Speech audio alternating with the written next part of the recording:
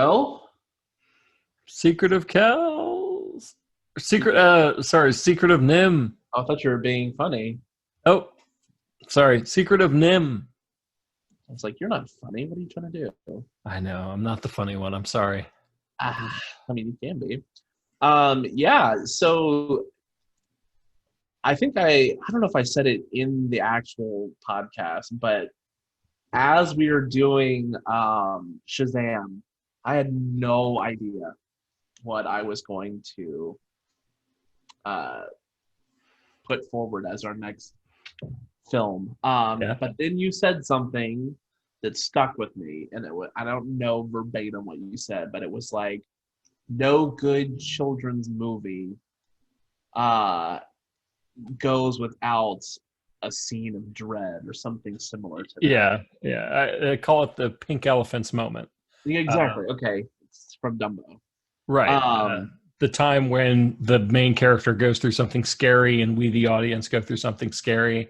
And in the 80s, they kind of stopped doing that. That was for me, that was like all those formative movies were like the early 80s where the main character would go through something absolutely terrifying, borderline horror movie, and we would experience that with them, and it really bonded you to the character. And then right. in the 90s, they just stopped doing that, and kids movies would not have the Willy Wonka's boat ride. Lion King, man, Mufasa's death. I guess it's Sure, not horrific, but there was some yeah, scary stuff in the elephant graveyard, a little that too. bit, Yeah. but not much, not much. Um, so when you said that, immediately, and I hope that you saw why, my mind went to The Secret of Nim. Sure. Uh, and I kind of went into it thinking that surely you had seen this movie, and you hadn't, which is a treat for It me. is the Don Bluth movie I haven't seen. So to kind of give a little background, 1982 is when it came out. So it kind of goes with your they stopped the pink elephants in the 80s. So 1970, I've got it pulled up here, 1971 book, I believe. Yeah, Okay. 1971 children's book that actually won a Newbery Medal. So that's a big Oh, deal. And it was actually called the Mrs. Frisbee and the Rats of Nim. They changed it to Brisbee for the movie to um, so they didn't have to do copyright yeah. Frisbee, the toy. Um, I watched this movie a lot, actually, with my grandmother, the one that's the yeah. I just talked Oh, about. So this has significance, and I asked you to watch this before I found out that she was about to pass. oh, yeah. So it kind of there's another level to it for me now. This movie and like the Rocky and Bullwinkle episodes and Never Ending Story, like all these movies and things I watched with her growing up, and I just kind of hold this as a special thing, even though it is terrifying at times. So right away, the film and the book are different in one key way, and it's that uh, there's like there's like magic in the movie. Like Nicodemus is the old rat that's like a wizard and has this amulet. None of that's in the book. Uh, it's all more grounded in reality, if you will. But that's really the only big difference. Okay. Everything else is pretty much the same as the book. Um, so to kind of give a brief synopsis, because there's I think a lot to unpack here.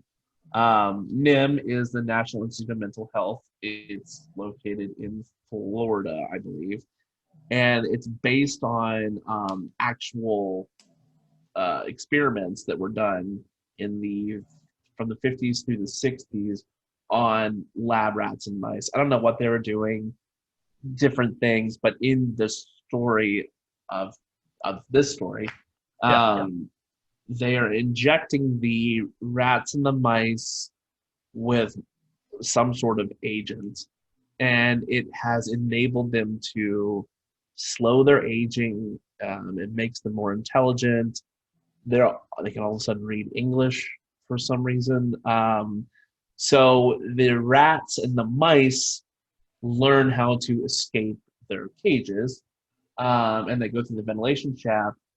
And since the mice are so much lighter, most of them got sucked into the vent shaft and perished, except for Jonathan and Mr. Ages. They were able to hold on to, I think in the film they showed like a rope or something, like a string. And because they're small, they're able to go and open a grate that lets the rats out. So this is kind of told through an exposition machine that Nicodemus has, gives us a rundown of what happened rather than us seeing or him telling Mrs. Brisby, like, watch this monitor and you'll see what happens. And this is before she gets the MacGuffin necklace. So we find out that's why the rats are like indebted to Mrs. Brisby. She needs this because her home is about to get run over by a plow.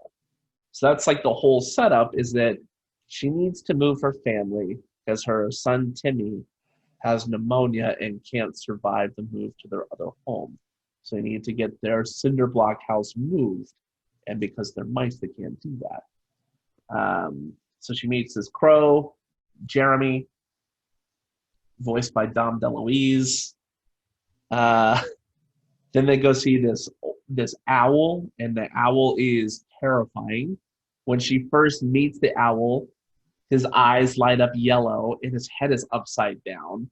So right away you see his head just like rotate Exorcist style. Well, I guess Exorcist would be like this, but whatever. An unnatural thing after he crushes a spider. And owls eat mice. So you have this whole dynamic. The owl finds out it's Jonathan's widow because Jonathan has died. And he tells him to go see Nicodemus. Nicodemus is the leader of the rats in the rose bush. And you see that the rats have this entire civilization underneath the rose bush by this farmhouse. So, yeah, you've got Nicodemus as leader of the rats. You have Mrs. Brisby. You have the owl. And then there's Justin, who is the leader of like the rat security guards. Exactly, rat security. And that's kind of like the whole setup. Then you've got what's his Jared? It's not Jared. What is his name? Jenner. Jenner is like the necessary bad guy, if you will, and he's cartoonishly evil, as they all are. And what's funny is in the book, Jenner is like a side character who has taken his little sect and has left the rose bush, and he's not mentioned again. So the book does not end the way that the film does, which is, of course, with the house being dropped on Nicodemus because Jenner and his crony backs out at the end and ends up saving the day. But Jenner cuts the ropes and crushes Nicodemus. But that's like that's the setup. It's not a very complex film, I guess, on the surface, but on the surface it's not. So excited to see because you had to watch it twice.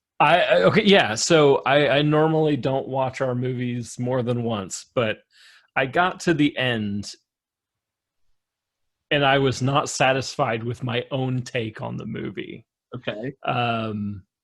I had watched the movie and went, okay, I get that stuff happened.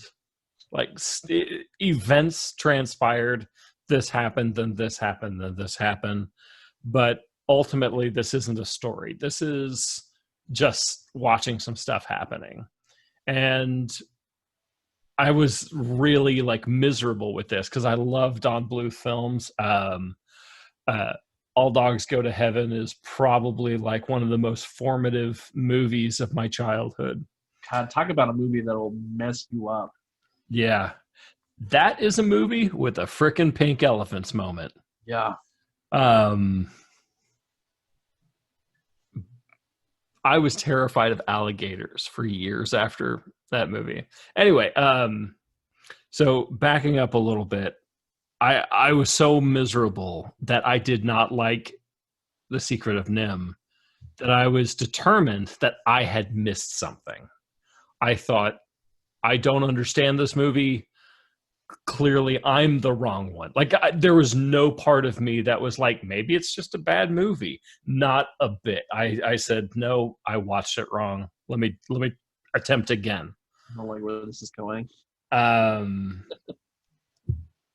I was wrong. It's a good movie. Okay.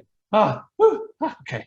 Okay. So, what I was looking for was a plot, and that was not what I was going to find, but instead theme. Okay.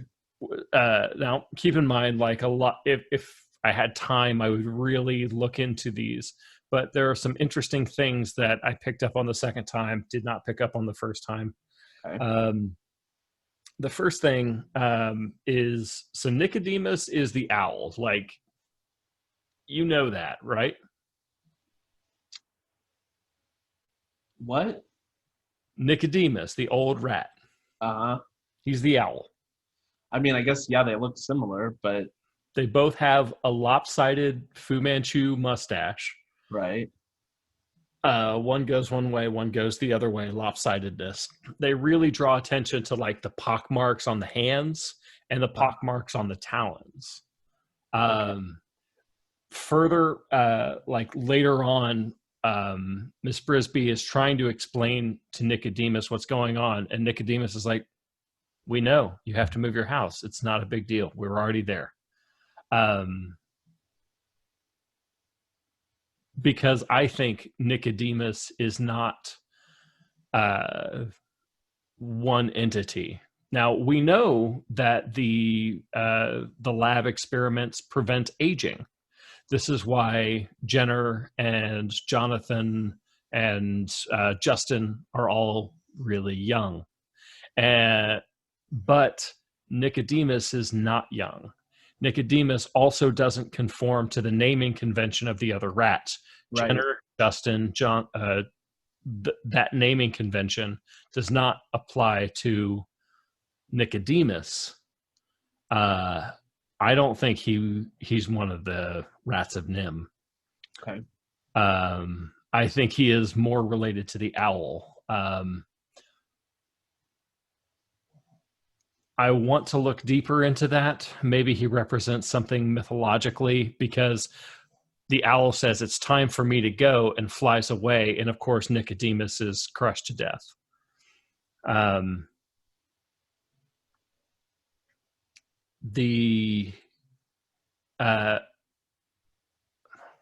Shoot, my brain is like flopping out. I mean, I did pick up that they all had J names, so I didn't know if that had anything to do with anything. I mean, even Jeremy has a J name.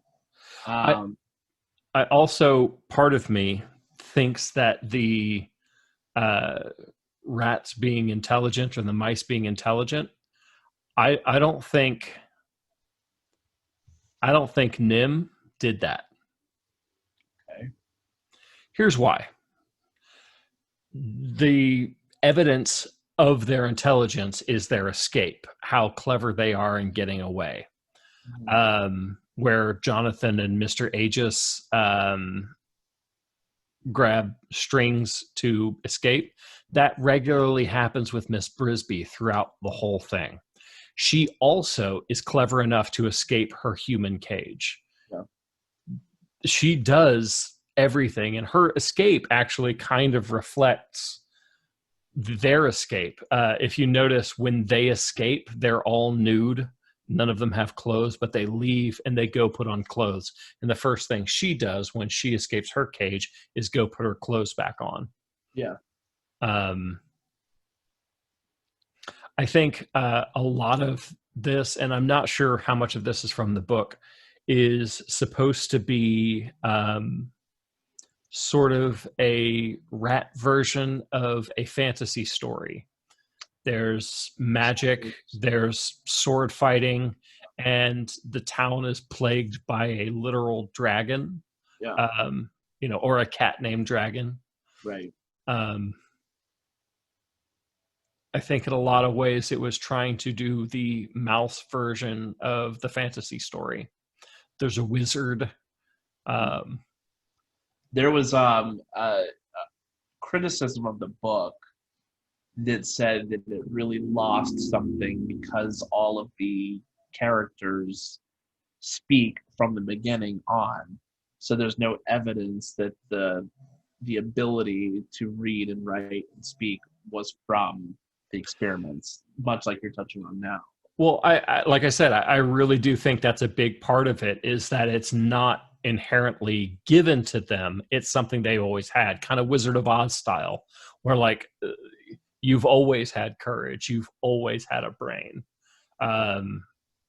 And maybe it's an allegory. I would have to really do some research to figure out what kind of group felt less than and then suddenly felt that they were gifted the ability to be equal to the humans or equal to, dragon or whatnot.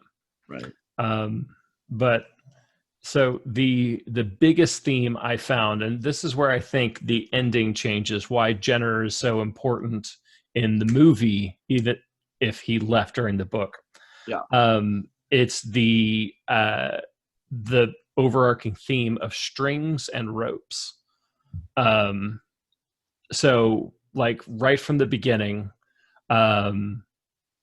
there's a crow tangled in strings. And the reason he's gathering those is because he wants a family. Now, it's not directly tied to family. He says he wants a partner, but the partner means family. When the old woman, the crone or the shrew, that's her name, is walking away, she's pulled back, of course, by strings. The tube inside the tractor is a method of saving each other. Now, the shrew, when she unplugs the hose, the fuel hose in the tractor, she's not doing it for herself. She's doing it for her family, her community. Then, of course, you have later on when the community is working together with ropes to lift up the house, the cinder block. That is broken by Jenner. Though he's not like just not participating, he's actively cutting the ropes.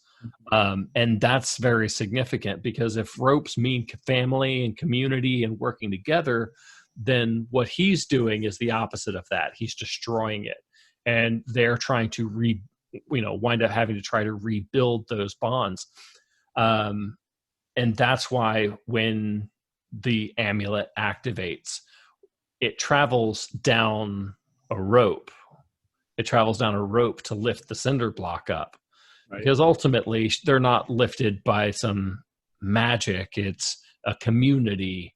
That's the real magic, is that the community worked together to save them. Okay. And of course, in the end, you have the crow, Dom DeLuise, finding a partner, and they're flying off with a rope hanging between them, or a string hanging between them. Exactly. But yeah, I think it's super evident, and once you break it all down, and it's one of those things that obviously you pick up on and are able to draw connections to. And as I'm watching it, I'm like, I notice the strings and the ropes and everything, and I'm like, huh. I'm glad that you are there to bring it together. Oh, I Whereas I'm mean, like, hey, it's going to be adapted by the Russo brothers in a live action thing. are they That's what really? I'm here for. That's a real thing. Oh, okay. Okay. The Russos are not my favorite yet. I love them on Arrested Development. But when you compare Captain America 1 to Captain America 2, Captain America 1 is just like the far superior film. Really? Wow. There's people that count Winter Soldier among like the best of the MCU. It's not. And it's not really the Russos' fault, but like They're two wildly different films too. they are. Anyway, The first one's an art piece. But yeah, so in The Secret of Nim, I really did, like enjoy that thematic storytelling. good. Obviously the art is fantastic. Great soundtrack as well. Yeah. Um, The voice casting was really, really good. I meant to look up to see who everybody was. I just know Dom DeLuise. Will Like, Wheaton is Martin, the stubborn boy, oh, her okay. son. I looked that one up. I was like, I wonder if that guy does anything now. Whoever was that kid. And I was like, oh, it's Will Wheaton. I guess he Oh, did go on to do stuff. Elizabeth Hartman, she voiced Brisby and then died a few years later. Yeah. That sucks. Oh, John Carradine was the owl. Mm-hmm. So that's a big name. Arthur Mallet was Aegis, who actually just recently died within the past couple of years. Um, yeah, nobody else that. Oh, Shannon Doherty She played the from girl. yeah, one of them. Yeah, Shannon Doherty. Nobody else that's like really stands out at Yeah. least. But the 'Cause voice casting was really good. Yeah, it was. It was well directed. Like every other Don Bluth film, the art is really good. It's very interesting, visually interesting, where a lot of other cartoons would kind of phone in a lot of those backgrounds. It really builds this beautiful world. I could see it being more of a video game than a remade movie. Which so he's done some games. Obviously the Dragon's Lair. Um, Yeah. what are you doing? The cat's fucking turning on. Sorry, the stove. Cat's gonna cook himself. That's all I need is to wake up in the middle of the damn night and be like, that gas. Get off of there. Cat has a frozen pizza it wants to cook. Yeah, right. And it's funny when you talk about it being a rat version of a fantasy film. When you look at the art on the cover, I mean, yeah, it definitely is. You have the owl overlooking everybody. Yeah. Nicodemus that's like right next to him, and the owl looks evil though. Like that's one. Mm-hmm. So, and again, it's one of those things where like, even as I'm watching it this time, I'm like, why do they have swords? And it Swords. just never. Yeah. And then like, I can't remember his little crony's name, but ends up throwing a dagger. Yeah. I'm like, hey, great shot. I'm like, who has a dagger? And they wear tunics, and God, I'm so dumb. How do I not pick up on this shit? No, it's really subtle. They never call into it. I think if they had horses, that would have given it away, but they don't. Like riding beetles or something. Yeah. I don't know what they would ride anyway. But like Disney would have had them riding like rabbits or something like that. With strings as rings. Right. But no, I think they did it pretty subtle. I mean, there's only 2 swords and a dagger. Yeah. The whole reason I was looking for that is because the cat's name's just Dragon. That was it. So, I mean, they did something right there. Yeah, and the heroes are all people who slay dragon. They're who poison the cat every night. Yeah. Yeah. They drug the cat, so they're all dragon slayers. What I think is maybe I guess not funny, but so Mrs. Brisby gets caught, and Justin's like, "Oh no, uh, I'll come back for you," and then just leaves. Well, Just like, well, all right. admittedly, like my brain did this too. Is I was like, okay, she's in a cage, she's safe. Focus on the kids Sure. who are in danger. Um, I think it was just the way that they animated it and like did the voiceover or whatever. He's just like, uh, I'll have to come back for you. and like he doesn't say it like loudly so she can hear it. It's just like, well, all right, and then like dips, and so Brisby's like, well, shit, another fine mess you've gotten me into. Naked in a cage. Yeah. Oh no, that's another movie.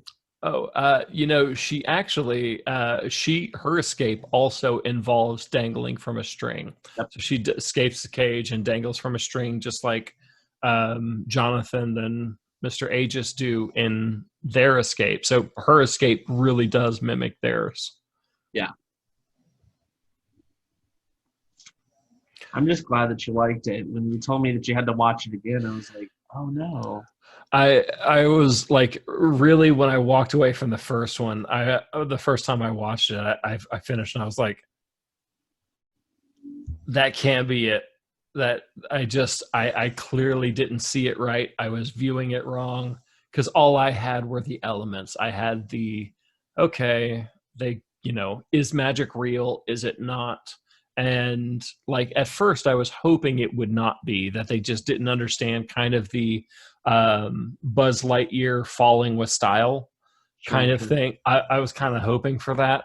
And then when the amulet's just like magic, and I was like, what are we doing? And so my second viewing of it, where I could look at that and go, oh, I see, we're in the strings theme, where strings are connections, which I actually kind of dig. It's a pretty subtle.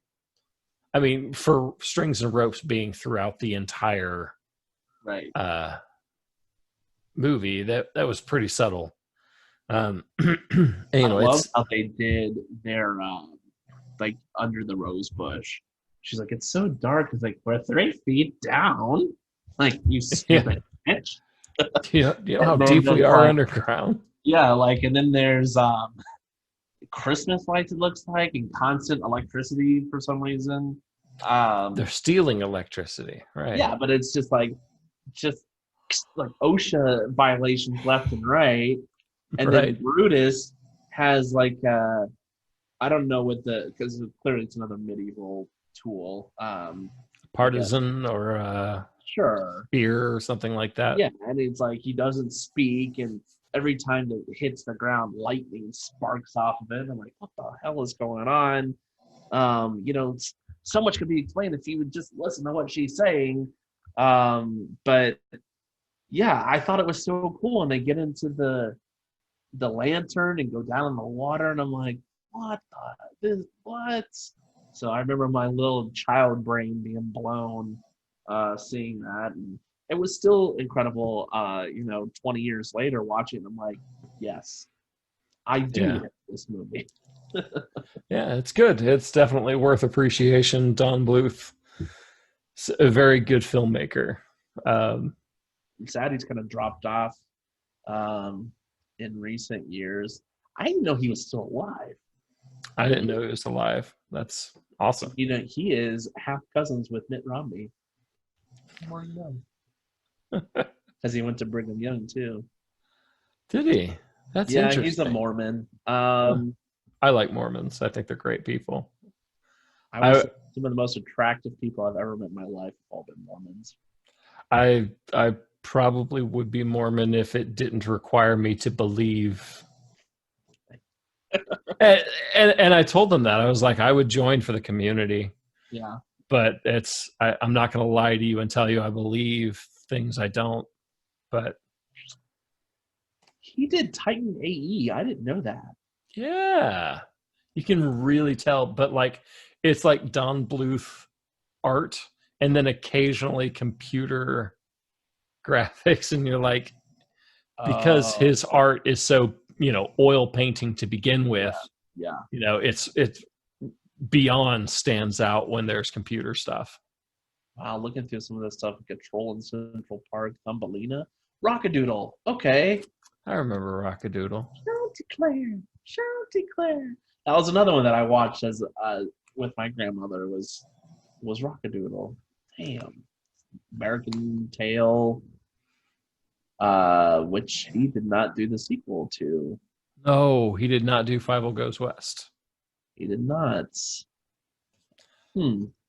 American Tail is another good one where you're like, oh, this is an immigrant story in not just an immigrant story. This is Jewish immigration specifically. Yeah. And like that was a risky movie to make at that time. I don't know how risky. I obviously a lot of sentiment for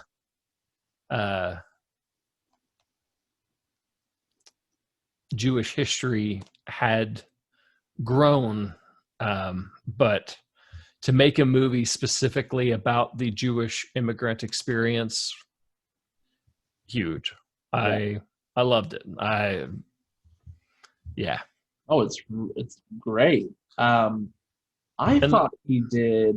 There's a rotoscoped movie about a Jewish, a Russian immigrant family, and it's like their story. And I think it's called American Pop. I thought he did that. It's called Fiddler on the Roof. Yeah. No. Oh, Ralph Bakshi. That's who did it. That's why. Okay. Yeah. So not the same, but Bakshi is also good. He's done some good stuff. So, do you want to know the movie I've got for you? Of course I do.